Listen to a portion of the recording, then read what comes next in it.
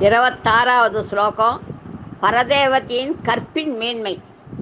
விரிஞ்சி பஞ்சத்வம் பிரஜதி ஹரிராப்னோதி விரதிம் விநாசம் கீனாசோ பஜதி தனதோ யாதி நிதனம் விதந்த்ரீ மாஹேந்திரி விதத்திரபி சௌமீலந்தனதிருஷா महासंहारेऽस्मिन्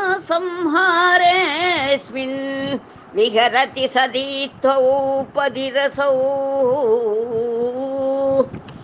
பிரம்மா, விஷ்ணு, யமன், குபேரன் 14 மன்வந்தரங்களில் ஒருவர் பின் ஒருவராக தோன்றிய 14 இந்திரர்களும் மற்றுமுள்ள தேவர்களும் யாவரும் மகா பிரளய காலத்தில் அழிந்து போனவர்கள். அச்சமயத்திலும் சக்தியின் பசியாகிய சதாசிவன் மட்டிலும் தேவியோடு மகிழ்ச்சியாக விளையாடுகின்றார்.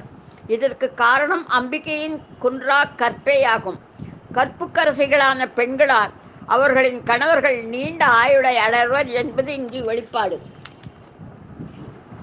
ஆகையினால் அம்பாளின் கற்பை பற்றி நமக்கு அவளுடைய பெருமை தெரிகிறது.